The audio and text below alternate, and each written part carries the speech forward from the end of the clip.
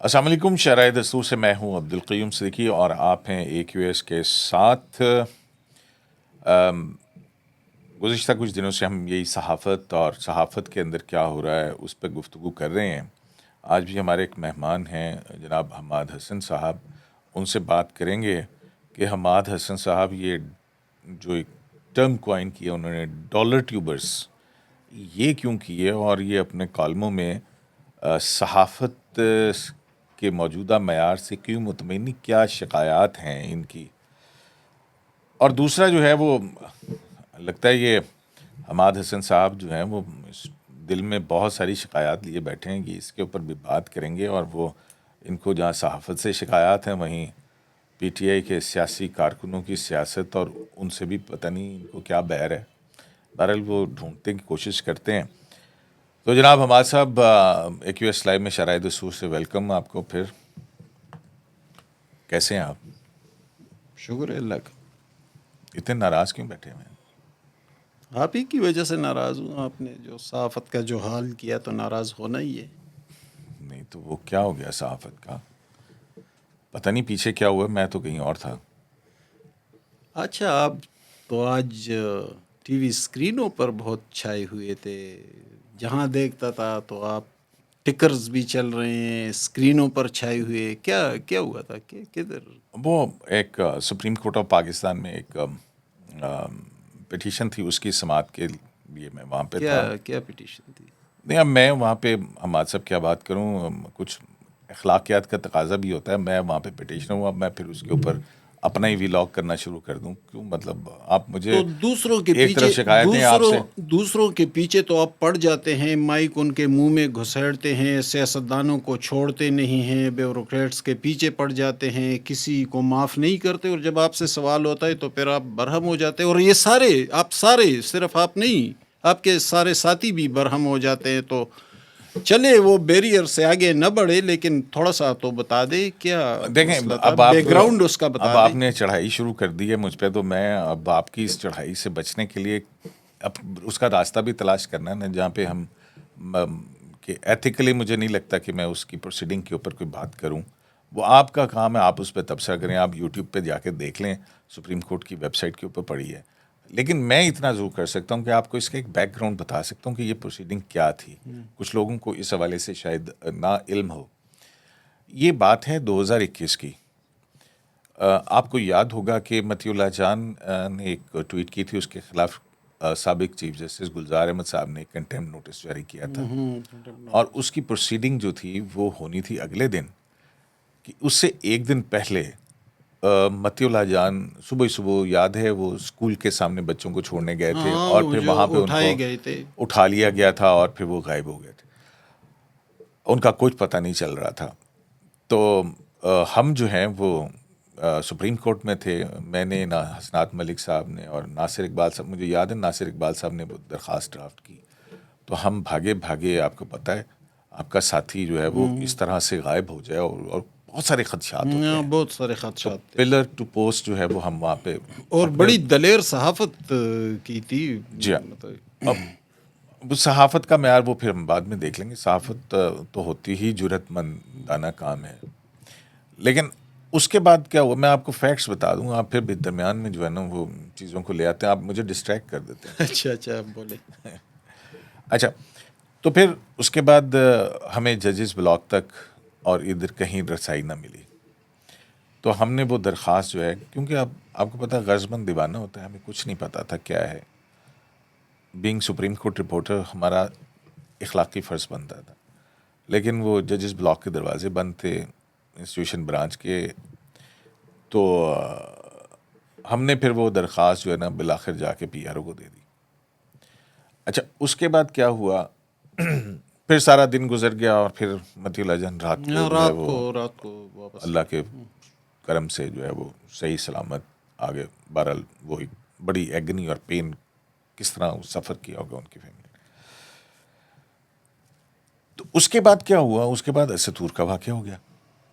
اسد طور کو ان کے گھر پہ جا کے جو ہے وہ تشدد کا نشانہ بنایا گیا. تشدد کا نشانہ بنایا گیا. پھر وہ ابصار عالم صاحب کا واقعہ ہو گیا.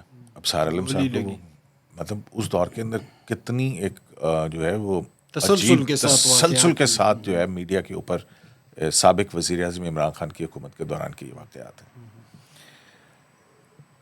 اس کے بعد کیا ہوا؟ اس کے بعد ہوا کہ جناب ہم ابھی اسی پہ پریشان تھے کہ لاہور سے عامر میر جو اس وقت انفارمیشن منسٹر ہیں، اور عمران شفقت، ہاں، حامد میر صاحب کے چھوٹے بھائی ہیں، ان کو عمران شفقت کو اچانک سے اٹھا لیا گیا.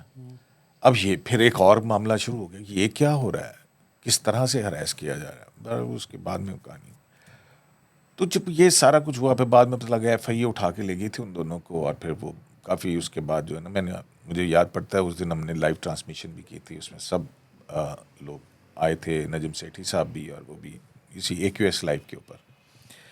بعد میں جو ہے نا، عامر میر صاحب آج کل منسٹر ہے پنجاب میں، ہاں عامر میر صاحب منسٹر ہیں، اور عمران شفقت صاحب بھی ایک اچھے عہدے پہ ہے اور عمران صاحب تو اب پی ٹی وی میں ایک ہاں اچھے پی ٹی وی عہدے میں پہ بھی ہیں ہیں. اور اپنا بلاگ بھی کرتے ہیں وہ.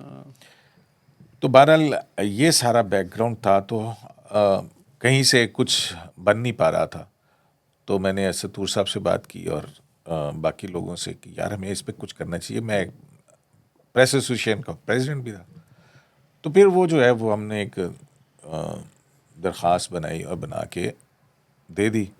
اب ہوا یہ کہ عدالت اٹھ رہی تھی، ہم جا کے وہاں بیٹھ گئے. اب ہمارے پیش نظر یہ تھا کہ ججز بلاک تک ہماری رسائی نہیں ہے. ایک عدالت کھلی تھی جمعے کو، جو ہے وہ آپ کو پتہ ہے بینچز اٹھ جاتے ہیں. قائم مقام چیف جسٹس سے عمر عطا بندیال صاحب اور گلزار صاحب اس وقت امریکہ کے دورے پہ گئے ہوئے تھے.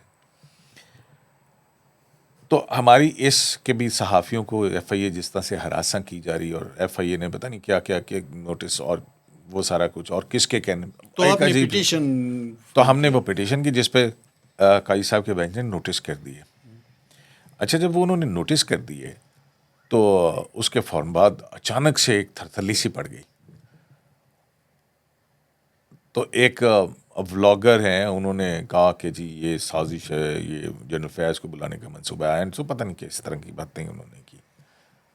لیکن اچنبے کی بات یہ تھی کہ قاضی صاحب کے اس بینچ کا وہ نوٹس جو ہے وہ عمر عطا بندیال صاحب نے 5 رکنی ایک لارجر بینچ بنا دیا اور وہ پٹیشن اس کے اندر لگا دی.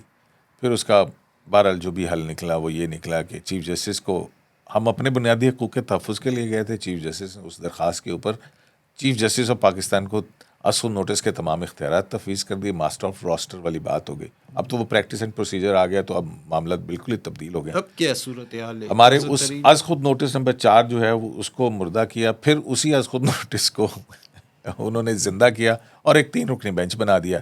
اب یہ جس طرح سے مقدمے کے ساتھ ہوا یا درخواست کے ساتھ ہوا ہماری، تو میں نے پھر وہ جب 3 رکنی بینچ اعجاز الاحسن، منیب اختر اور اس وقت اپنا مرحوم جج قاضی امین صاحب، تو وہاں پہ میں گیا. میں نے کہا جی میں بہت تکلیف کے اندر ہوں کہ جس طرح سے عدالتی تاریخ کے اندر. تو انہوں نے مجھے کہا، امین الدین صاحب نے، مسٹر صدیقی تاریخ ڈٹرمنٹ کرے گی جو بھی ہوگا. تو منیب اختر صاحب نے مجھے کہا کہ آپ اس کو ہٹائیں اور دوسرے کو لیں. تو میں نے پھر اپنا اس پہ کہا، میں نے کہا کہ جی یہ ہے، آئی مین پین جو کچھ بھی ہوا ہے. اور اس کے بعد مجھے نہیں لگتا کہ میں اپنی اس درخواست کو پرسو کروں. میں اپنا معاملہ اللہ پہ چھوڑتا ہوں. یہ کہہ کے تو میں آ گیا. پھر باقی لوگوں نے بھی اپنا جو تھا وہ سارا کچھ. تو اس کے بعد پھر یہ جو مقدمہ تھا یہ وہی کولڈ سٹوریج کے اندر چلا گیا، جہاں مشرف کا کیس تھا، فلانا کیس تھا، ڈمکانا کیس تھا، شخصی آزادیوں کے جتنے سول سپرمیسی سے متعلق وہاں دفن تھے نا، انہی میں یہ اس کی بھی چھوٹی سی سرو خانے میں فائل جو تھی وہ پڑی تھی. تو اب لیکن پھر بلے کے نشان کے بعد بہرحال پھر جو کچھ بھی ہو، آئی ڈونٹ نو اس کو میں اس سے نہیں، میں تو اپنی بات کر سکتا ہوں کہ جو ہم نے درخواست داخل کی تھی تو اس پہ بھی آج ہوا. اور پھر یہ بھی ہوا کہ جی ایف آئی اے نے مختلف صحافیوں پھر بلایا ہے ہاں، تو وہ نوٹسز ہوا. تو اس پہ گورنمنٹ نے جو ہے وہ انڈرٹیکنگ دی ہے کہ کسی صحافی کو ہراساں نہیں کیا جائے گا، انٹیمیڈیٹ نہیں وہ کیا تو جائے چیف گا. جسٹس صاحب نے کہا کہ کسی کو ہراساں نہیں کیا جائے. ہاں، اور یہ ٹھیک ہے، لیکن اس کے ساتھ ہی بہت سارے سوالات بھی اٹھتے ہیں نا حماد صاحب. بالکل پریس کو ایک آئینی تحفظ حاصل ہے، لیکن کیا ہم صحافی قانون سے بالاتر ہیں؟ قانون سے تو یہ تھی، اس کی وجہ سے آپ مجھے دیکھ رہے تھے جناب ہمارے میڈیا پہ سارا، تو یہ اس کا بیک گراؤنڈ تھا. اب آگے کیا ہوا اس پہ کیا باقی میں کمنٹ تو کرنا آپ نہیں چاہوں گا، دوسروں یا میں کو اس سے قانون بات کے میرا خیال اندر نہیں کریں. لانے کی تبلیغ بھی کرتے ہیں، مائکے بھی ان کے منہ میں گھسیڑتے ہیں، بے عزت بھی کرتے ہیں، ان کو چمٹتے بھی ہیں، لیکن جب بات آپ پہ آ جاتی ہے تو پھر آپ جو آپ کے لوگوں کے منہ میں آتا ہے وہ بھی کہہ جاتے ہیں، جو قلم جو جس طرف روا ہو جائے وہ لکھ بھی دیتے ہیں. لکھنا تو خیر، لکھنا تو اب صحافت کا حصہ ہی نہیں ہے. بس اب تو جس کے نہیں تو پاس آپ موبائل ہے بس وہ بیٹھ جاتا ہے، وہ صحافی بن جاتا ہے. نہ کوئی تحریر ہے، نہ کوئی پراپر ٹریننگ ہے، نہ کسی پرنٹ میڈیا میں کام کیا ہے، نہ اس نے کچھ سیکھا ہے. بس ایک موبائل اور ایک سٹینڈ لے لے، ایک کیمرہ، ایک مائک، اور صحافی بن گئے. بس جو منہ میں آئے بس وہ کہتے پھرے. یہی ہمارا رونا ہے. اس پہ ہم نے پروگرام کیا تھا تو حماد غزنوی صاحب نے اس حوالے سے بڑی ایک اصطلاح، جیسے آپ نے ڈالر ٹیوبر کی اصطلاح گھڑی نا، تو انہوں نے کہا بستہ بے کے صحافی. حماد غزنوی صاحب تو بہت پرانے صحافی ہیں، ہاں. بہت ٹرینڈ صحافی. تو آپ کو کیا شکایت ہے؟ آپ کالم پہ کالم صحافت، کیا ہو گیا صحافت کو؟ بھائی مجھے یہ شکایت ہے کہ صحافت کی جو تاریخ ہے نا قیوم صاحب، وہ بڑی شاندار اور بڑی دلیر تاریخ ہے. وہ یہ تو بالکل، اس صحافیوں نے ٹریک سے بڑی قربانیاں دی، دیکھیں اور یہ 1835. آزادی آپ کو پلیٹ میں رکھ کے نہیں دی. ہاں، آزادی ایسے تو نہیں ملی، اور نہیں یہ صحافت یہاں تک ایسے مفت، یہ بڑے خارزاروں سے ہو کی گزری ہے. 1835 میں پہلے اردو اخبار دہلی اردو اخبار کا اجرا ہوا تھا، اور یہ مولوی محمد باقر نے کیا تھا دہلی سے. اچھا اور یہ مولوی محمد باقر یہ مولانا محمد حسین آزاد کے والد تھے. اچھا میں آپ کو بتاؤں، اردو کے جو پہلے صحافی ہیں نا وہ شہید صحافی بھی ہیں. باقر صاحب 1857 کی جنگ آزادی میں انہیں دہلی دروازے کے باہر انگریزوں نے توپ سے باندھ کر اڑا دیا تھا. گولے سے اڑا دی. اب وہاں سے آپ کی تاریخ چلتی ہے. آگے کون ہے؟ مولانا محمد علی جوہر ہے، ابوالکلام آزاد ہے، مولانا ظفر علی خان. ایک طویل سلسلہ ہے جو آتے آتے فضل الرحمان لاہوری، مولانا عبد المجید سالک اور احمد ندیم قاسمی تک آتا ہے. اور اب کہاں آتا ہے؟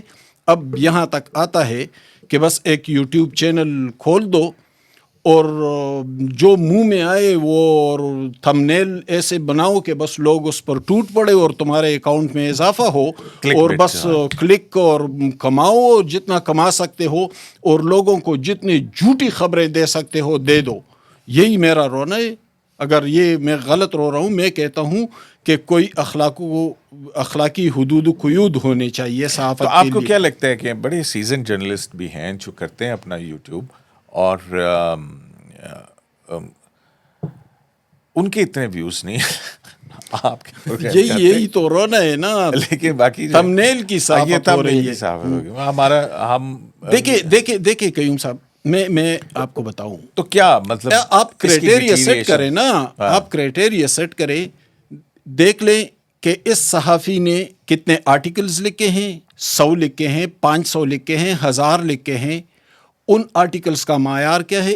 کتنے سٹوریز کیے، کتنے مبنی بر حقائق ثابت ہوئے، کتنے جھوٹے ثابت ہوئے، اس نے کتنی خبریں کی، اس نے کتنے اب اخبارات عام میں. آدمی کو تو، اس کے بعد آپ عام آدمی یوٹیوب کی اجازت دے دیں. اب ہر کوئی یوٹیوب چینل بنائے، اس کی نہ پراپر ٹریننگ ہوئی ہو، نہ وہ صحافت میں رہا ہو، نہ وہ صحافتی تاریخ کو جانتا ہو، نہ ایتھکس کو جانتا ہو، کہ وہ اسے کچھ پتہ نہ ہو، تو پھر یہی چیزیں سامنے آئے گی نا. یہ گند سارا جو پھیلا ہوا ہے پھر یہی پھیلتا جائے گا.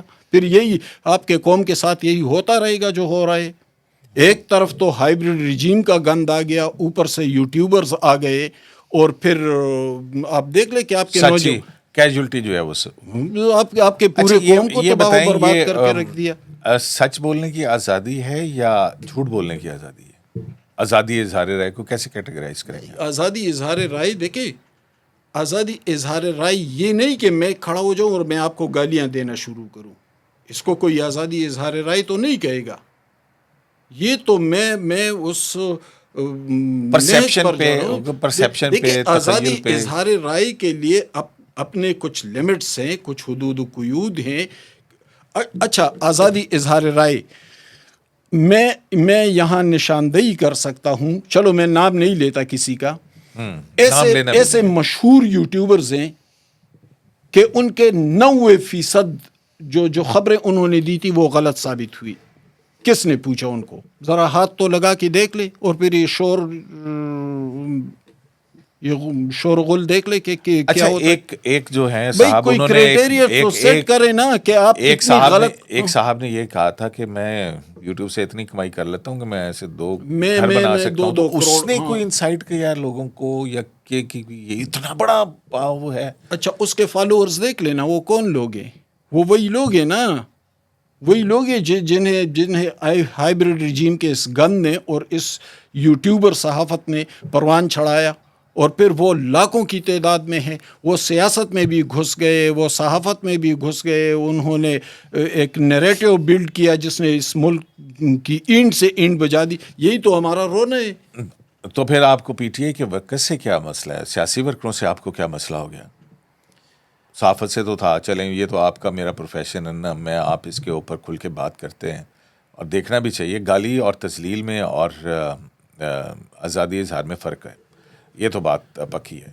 ایک منٹ، یہ جو ورکروں کا جو معیار سامنے آیا ہے نا، ہاں، یہ 30 اکتوبر 2011 کے اس جلسے کے بعد آیا جب لاہور میں پی ٹی آئی وجود میں آئی تو وجود میں وہ 96 میں تھی، لیکن اصل میں تو وہ 30 اکتوبر 2011 کو اس جلسے میں کے بعد وجود میں آئی جس نے اس ملک کا بیڑا غرق کر دیا. اور پھر وہاں سے ایک نئی نسل، انہیں سیاسی کارکن ہم نہیں کہہ سکتے، سیاسی کارکنوں کی بڑی شاندار اور بڑی دلیر اور بڑی نفیس تاریخ ہے. آپ ذرا کے پی کے میں باچا خان جو ولی خان کے والد تھے، خدائی خدمتگار تحریک، ان کارکنوں کی تاریخ دیکھ لیں، آپ کی آنکھیں بھر آئیں گی کہ کیا شاندار تاریخ ہے ان لوگوں کی. باچا خان وہ ان کے لیڈرز کو پہلے دیکھے 34 سال قید کاٹ دی. نیلسن منڈیلا 27 سال قید رہے. ان کے قید کا دورانیہ 34 ایئرز ہے. اور پھر ان کے کارکنوں کی تاریخ دیکھ لے، وہ روٹی اور پیاز اٹھاتے تھے اور سفر پر نکل جاتے تھے کیونکہ ان کا لیڈر بھی ایسا کرتا تھا. بڑا جیسا خون چکاؤ واقعہ ہوا اور بہت سارے کارکن مارے گئے، لیکن باچا خان وہ سٹیج پہ کھڑے ہوئے کہا کہ ہم امن کی بات کرتے تو امن کے لیے لڑیں گے بھی، کوئی انتقام نہیں لینا ہے. کارکنوں نے کہا، لیڈر نے کہا بس چپ کرے، ورنہ وہ بڑے سخت جان بڑے دلیر کارکن تھے. پھر آئے پیپلز پارٹی کے کارکن دیکھ لیں، بھٹو صاحب کو پھانسی ہوئی تو ایسا احتجاج سامنے آیا، ایسی ریزسٹنس کہ وہ لاہور کے چوکوں پر نکلے، اپنے آپ پر تیل انڈیل دیا اور احتجاجاً خود سوزی کر لی، اپنے آپ کو آگ لگا لی. اور پھر وہ لیکن کسی ریاستی ادارے پہ حملہ نہیں کیا، ریاستی ادارے پہ حملہ نہیں کیا، گالم گلوچ نہیں کی، بد تہذیبی نہیں کی. اور ریئیکشن دے کے میں اور آپ تو ضیاء الحق کے شدید مخالف ہیں نا، اور اس نے اس ملک کو بہت نقصان بھی پہنچایا. ایک بھی لفظ اس نے کبھی بد تہذیبی کا نہیں بولا ہے. پھر بھی اس کے باوجود کہ ہم اس کے شدید مخالف ہیں، وہ بڑا خوفناک بدترین ڈکٹیٹر تھا، لیکن پھر بھی وہ تہذیبی دائرے سے نہیں نکلا، اس کے باوجود بھی کہ اس کا کردار کوئی اچھا کردار نہیں ہے سیاسی حوالے سے، لیکن تہذیبی دائرے سے کم از کم تہذیبی دائرے پتہ نہیں کیا نام کانسٹیٹیوشن کے اندر آ گیا، پتہ نہیں کیا کچھ ہے. وہ تو بہرحال کیا نہیں ہوا اس وقت. صحافیوں پیپلز پارٹی کارکنوں کی تاریخ دیکھ لے، جمعیت العلماء اسلام کی تاریخ دیکھ لے، مسلم لیگی کارکن بہت کمزور رہے، لیکن پھر بھی 13 جولائی 2017 کو نواز شریف لاہور ایئرپورٹ اترے جب وہ جیل جا رہے تھے، مریم کے ساتھ آئے. ایک رات میں 17,000 کارکن گرفتار ہوئے تھے، لیکن کسی ادارے کو گالی نہیں دی، کسی مخالف کی ماں بہن کو سر بازار نہیں لائے. تو یہ کیا چیز ہے؟ یہ آپ کی یہ صحافت اور یہ اس کے رد عمل میں ابھرنے والی یہ سیاسی نسل، غیر سیاسی نسل جسے ایک سیاسی پارٹی اون کر رہی ہے، وہ جو 5th جنریشن وارفیئر کا ایک موجد ہیں، کیا یہ ساری ذمہ داری ان سارے اسی کی ذمہ دار ہیں، سارے اسی کی ذمہ دار ہیں. ان سے بے شک یقیناً ان سے پوچھنا چاہیے اس سلسلے میں. اور دیکھیں نہیں تو آپ کی یہ شکایت جو ہے پی ٹی آئی کے ورکرز، سیاسی ورکرز سے، ان کے اندر بہت اچھے لوگ بھی ہیں. میں نے I came across so many other people بہت مہذب اور تہذیب کے اندر گفتگو کرتے ہیں. بہت کم تعداد میں ہے، بہت کم تعداد میں ہے. دیکھیے جو اور میں بھی لیڈر، لندن گیا تھا، وہاں پہ جو لوگ تھے وہ کئی چھوڑ بھی چکے ہیں ان کو اسی رویے کی وجہ سے. جو لیڈر کا رویہ ہوتا ہے وہ سرایت کر جاتا ہے کارکنوں بالکل میں. وہ ڈپیکٹ جو کرتا ہے. لیڈر کا رویہ تھا ان کے لیڈر کا کیا رویہ بھائی تھا؟ بے نظیر بھٹو شہید ہوئی ہیں، اور جتنی مرضی آپ آصف زرداری صاحب کی سیاست سے اختلاف کر لیں، لیکن انہیں پاکستان کھپے کا. بالکل بالکل. اور دیکھیے ان کے لیڈر کا رویہ کیا تھا؟ ان کے لیڈر کا رویہ یہ تھا کہ وہ 3 بار کے منتخب وزیر اعظم کو کہتا تھا وہ تمہارا اے سی اتروا دوں گا، اور ان کے بیٹوں کو موٹو گینگ بولتا تھا. بیٹی کے بارے میں کہ مریم میرا نام لے گی تو اس کا شوہر ناراض ہو جائے گا. یہ یعنی اپنے مخالف اور 3 مرتبہ کے منتخب وزیر اعظم کے بارے میں وہ یہ کہہ رہا تھا، باقی تو چھوڑے کہ جو اس نے کہا، اور وہ سرایت کر گیا، اور پھر اسی صحافت نے اس کو پروان چڑھایا. حل یہ کہ صحافت کو راہ راست پر لانا ہوگا، اس کے لیے بیریئرز بنانے ہوں گے. جب تک صحافت اور صحافت آپ ٹھیک کر لے، سیاسی لیڈروں کا یہ بہت بڑا ذمہ ہے کہ یہ اپنے ورکرز کو جو سخت قانون سازی ہونی چاہیے. ابھی 8 فروری کے بعد مطلب لوگوں کو بریدنگ سپیس تو دینا یار، یہ بھی ایسا بھی نہیں ہے. اب مارشل لاء نا نافذ کروا دیں. نہیں اس کی حمایت میں کہاں کروں. میں تو یہ نہیں، کہہ رہا لیکن ہوں بریدنگ سپیس کے ساتھ ہو. نہیں یہ تو نہیں، ایسا بھی گیگ بھی نہیں کر سکتے نا. ایک منٹ دیکھیں حکومتیں جو ہے نا، آپ دیکھیں میری بات سنیں، وہ جو ایوب خان کے دور کے اندر کیا قانون تھا، وہ پوڈا ایبڈو قانون تھا، اور اس میں بہت سے جو ان کے پھر اس کے سیاسی بعد مخالفین تھے ان کو پی نااہل پی او کیا آیا، تھا. Press and publication ordinance, press in chains, پتہ نہیں کیا کیا کچھ لکھا گیا اب بڑی صحافت کی. وہ اس میں دیکھیں میں قانون سازی کے علاوہ دیکھیں مطلب ہے کہ انسٹیٹیوشنلی کچھ ٹریننگ ہونی چاہیے ان کو، کوئی تہذیب، اور پتہ نہیں کیا کیا کہہ سکتے ہیں. صحافت کے لیے کوئی ایتھیکل تو مطلب ہو، یہ نہیں.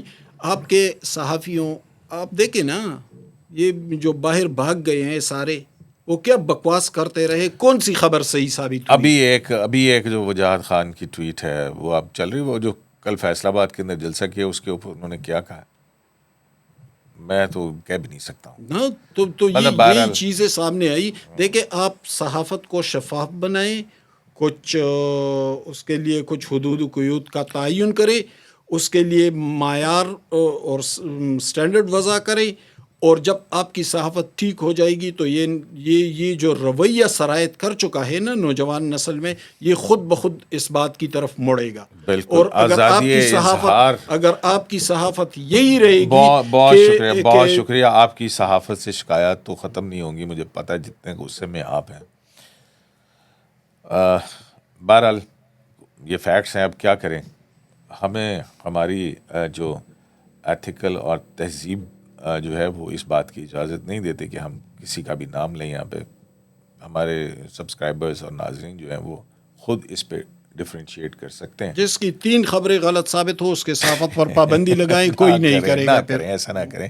سم ٹائم بندہ وہ ہو جاتا ہے یار، اس کی تربیت ہونی چاہیے. دیکھیں یوز لیس نہیں کرنا چاہیے اس کو، کارآمد صحافی اور شہری بنانا چاہیے. یہ کیا بن چکا ہے یار کہ بس آپ نے یوٹیوب کو چلانے کے لیے آپ نہیں یہ تو بالکل کم از کم کوئی معیار ہونا چاہیے. 200 سالہ تاریخ ہے، بڑی شاندار تاریخ ہے، کم از کم اس کا خیال رکھنا چاہیے. بہت شکریہ آپ کا. تو جناب بالکل وہی ہے کہ آئین کا آرٹیکل 19 جہاں صحافت کی آزادی کو انشور کرتا ہے، قائد اعظم کے بھی اس کے اوپر افکار موجود ہیں کہ صحافت اور آزاد صحافت اور ذمہ دار صحافت کیوں ضروری ہے.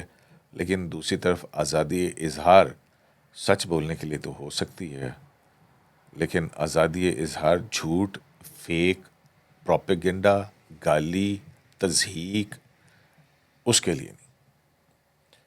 شرائع دستور سے عبدالقیوم صدیقی کو WQS لائیو سے اجازت دیجیے. اللہ نے